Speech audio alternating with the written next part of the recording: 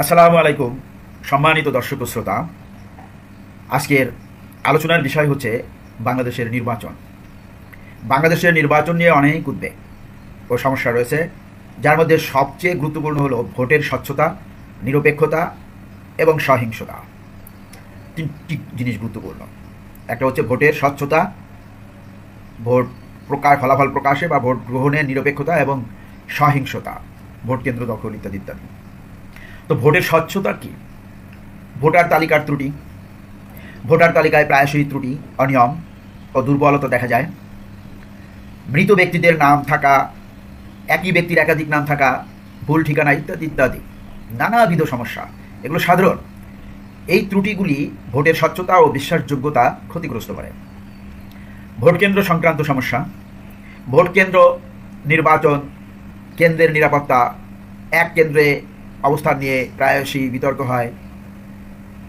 Vote গণনা। Vote গণনার স্বচ্ছতা নিয়ে প্রায়শই প্রশ্ন ওঠে, অনিয়ম এবং জালিয়াতির অভিযোগ ওঠে। এর সবই হচ্ছে সিস্টেমের দুর্বলতা।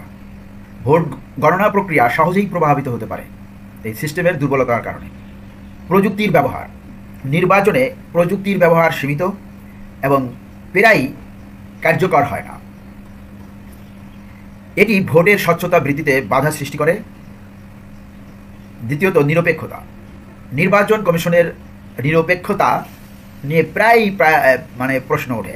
নির্বাচন কমিশন পক্ষপাতিত্ব করে। কমিশনের উপর রাজনৈতিক প্রভাব থাকার অভিযোগ ওঠে। এটি নির্বাচনের সুষ্ঠুতা প্রভাবিত করে। প্রশাসনের ভূমিকা। প্রশাসন কতটা নিরপেক্ষ এ নিয়েও প্রশ্ন থাকে। শাসক দলের পক্ষে শাসনের পক্ষপাতিত্ব থাকার অভিযোগ প্রায়শই ওঠে। আইন প্রয়োগকারী সংস্থা। আইন প্রয়োগকারী সংস্থার নিরপেক্ষতা নিয়েও প্রশ্ন ওঠে। শাসক দলের পক্ষে তাদের পক্ষপাতিত্ব থাকার অভিযোগ ওঠে।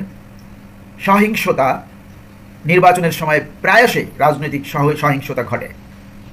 প্রতিদ্বন্দ্বী দলগুলির সমর্থকদের মধ্যে সংঘর্ষ, হামলা এবং হত্যাকাণ্ডের ঘটনাও ঘটে। ভোটার উৎপীড়ন। ভোটারদের উৎপীড়ন, ধমকানি এবং ভয়ভীতি দেওয়া হয়। আপনার ভোট দেওয়া হয়ে গিয়েছে, মৃত ব্যক্তির ভোটও দেওয়া হয়ে গিয়েছে। এই ভোটারদের মুক্তভাবে ভোট দিতে বাধা সৃষ্টি করে এভাবে।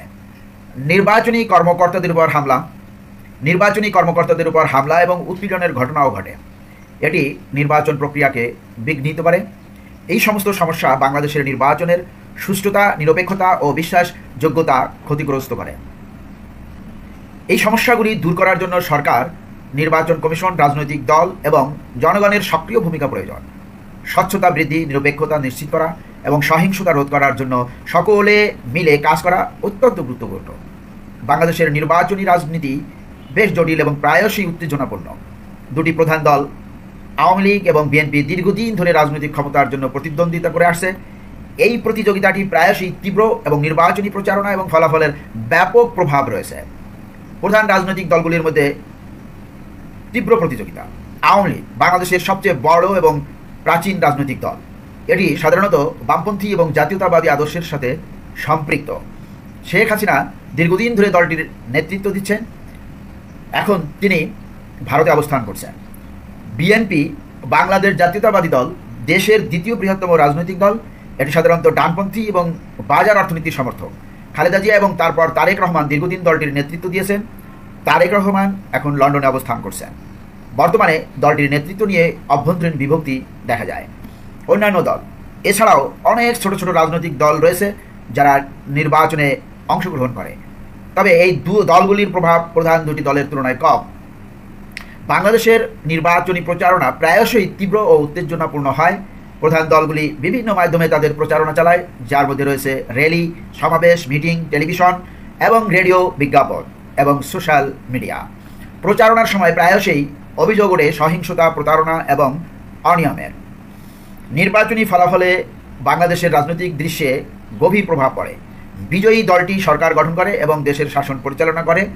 পরাজিত দলটি ফলাফল অস্বীকার করে। ফলাফল জনগণের মধ্যে আনন্দের এবং অসন্তোষের কারণ হতে পারে এবং রাজনৈতিক স্থিতিশীলতা বা অস্থিরতার কারণও হতে পারে। নির্বাচনের ফলাফল দেশের অর্থনীতি, সামাজিক নীতি এবং বিদেশ নীতিতে ও প্রভাব ফেলে। তাই নির্বাচনের সবচেয়ে যেটা বেশি জরুরি সেটা হচ্ছে ভোটারদের সচেতনতা। চ্যালেঞ্জ এটাই হচ্ছে ভোটারদের সচেতন করে তুলতে হবে, এটাই বড় চ্যালেঞ্জ। নির্বাচনের নিরপেক্ষতা প্রধান দলগুলির মধ্যে প্রতিযোগিতা প্রায়শই অসম হয়, অর্থাৎ যে দল ক্ষমতায় যায় সে সংখ্যাগরিষ্ঠতা অর্জন করে, নিরঙ্কুশ সংখ্যাগরিষ্ঠতা। এবং নির্বাচনের নিরপেক্ষতা নিয়েও প্রশ্ন ওঠে। আগেই বলেছি, বিরোধী দল যারা পরাজিত হয় তারা নির্বাচন মানে না, নির্বাচন সুষ্ঠু হয়নি বলে প্রচার করে। নির্বাচনের সময় প্রায়শই সহিংসতা ঘটে, নির্বাচনে অনিয়ম এবং জালিয়াতির অভিযোগ প্রায়শই উঠে। এগুলোর ব্যাপারে নির্বাচনের আগেই সংস্কার প্রয়োজন। সার্বিকভাবে বাংলাদেশের নির্বাচনী রাজনীতি একটি জটিল ও গতিশীল বিষয়। প্রধান দলগুলির মধ্যে প্রতিযোগিতা, নির্বাচনী প্রচারণা এবং নির্বাচনী ফলাফল দেশের রাজনৈতিক এবং সামাজিক জীবনে গভীর প্রভাব ফেলে। এই ব্যবস্থার উন্নয়নের জন্য নিরপেক্ষতা, স্বচ্ছতা এবং সহিংসতা রোধ অত্যন্ত গুরুত্বপূর্ণ।